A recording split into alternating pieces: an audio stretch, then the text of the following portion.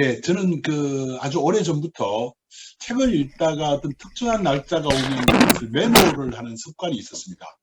아마 좋게 한 20년은 넘은 것 같습니다.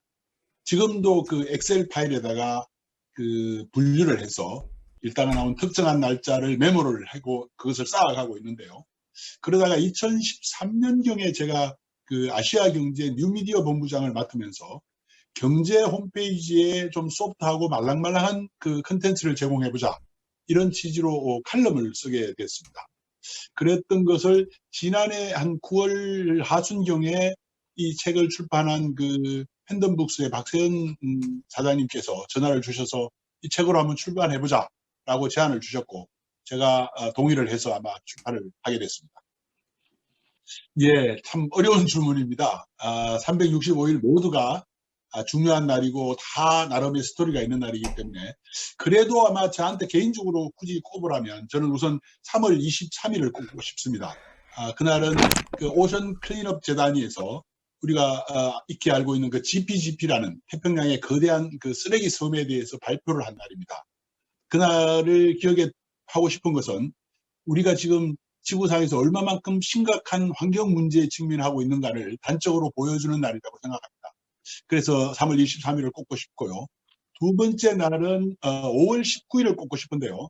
그날은 책 제목에는 아마 버튼 하나로 70억 명을 구한 스타니슬로프 페트로프가 사망한 날이다. 뭐 이렇게 제목이 되어 있습니다. 이 역시 핵전쟁의 위기 속에서 얼마나 아이러니컬하고 어처구니 없이 인류가 공멸할 수도 있는 그런 가능성이 있는 날을 의미한다고 해서 그날이 생각이 나고요. 뭐 군 조직이라는 게 당연하긴 한편으로는 이해가 됩니다만 인류한테는 생명을 구한 은인이었지만 러시아는 그 군인을 말하자면 직위 해제를 시키는 그리고 나중에 인류의 은인이 어떻게 죽었는지도 잘 알려지지 않은 이런 안타까운 사연이 좀 있습니다. 세 번째로 꼽으라면 개인적으로 8월 30일을 꼽고 싶습니다. 이날은 영국의 탐험가인 셰클턴이 표류를 하고 온갖 고통과 고난을 이겨내서 마침내 27명 전원이 생환을 하는 날은 그런 날입니다. 거기에 많은 스토리와 감동적인 내용들이 있어서 그날을 꼽고 싶습니다. 예, 저는 처음에 이미 이 칼럼으로 다 써놓았던 글이라서 굉장히 쉽게 책으로 만들 수 있을 거라고 생각했습니다.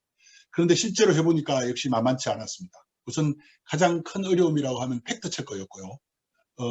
이게 이제 날짜와 관련된 일이다 보니까 그레고리력이나 율리우스력이냐에 따라 다르고요. 또 한국과 관련된 경우에는 음력과 양력도 좀 구분을 해야 되고 또 하나는 우리가 많이 의존하고 있는 위키피디아의 내용이 실제로는 좀 틀린 부분들이 굉장히 많았다는 것도 특이한 사실이었고요. 그 다음에 에피소드라고 한다면 우리가 흔히 토마스 칼라일이 프랑스 혁명사를 쓰면서 2년 이상 걸친 오랜 저주를 만든 원고를 그 당시에 존 스튜어트 밀에게 금수를 부탁을 했는데 그 집에 일하시는 아주머니가 다 불쏘시개 쓰는 바람에 아주 절망하고 했던 토마스 칼라일이 결국 어떤 좌절을 이겨내고 다시 이 대작을 쓴 그런 일례를 많이 알고 있지 않습니까? 근데 이 책을 쓰면서 저 역시 비슷한 경험을 했습니다. 중간에 상당한 원고 분량을 다 날리는 바람에 크게 낙심을 해서 제가 출판사 사장님께 이건 인연이 안 되는 모양이다. 책을 내지 말자라고 이야기를 했는데 결과적으로 다행히 박세현 팬덤북스 사장님이 얼르고 달래고 저를 그렇게 해서 결국은 책을 내게 됐습니다. 예, 아시겠습니다만 이 책은 처음부터 끝까지 통독을 하는 그런 책은 아닙니다. 그래서 오히려 그때 가까운 곳에 두고 뭐 심심할 때 한 번씩 들춰보면서 그날 이런 일이 있었구나. 또 오늘이 그런 날이었어? 뭐 이런 정도로 가볍게 읽기를 이제 권해드리고 싶고요. 다만 한 가지 그러다가 어떤 사건이나 인물의 어떤 감정이 필이 통하면 좀 더 집중적으로 공부를 해볼까요? 뭐 이런 걸 권하고 싶은데 예컨대 우리가 안중근 의사에 대해서 너무나 잘 알고 있습니다. 잘 알고 있지만 그분의 자제분들이나 후손들이 어떻게 살았는지 여기에 대해서 잘 모르고 있는 경우가 많은데요.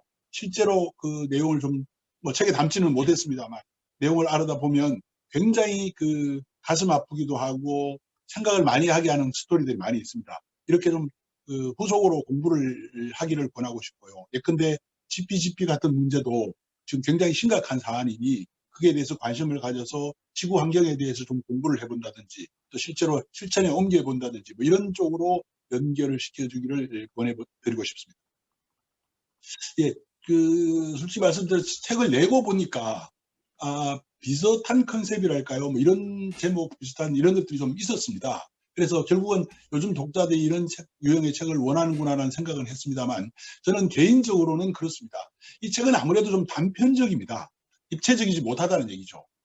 그래서 만약에 후속 작업을 해본다면 디지털화하는 작업을 해보고 싶습니다.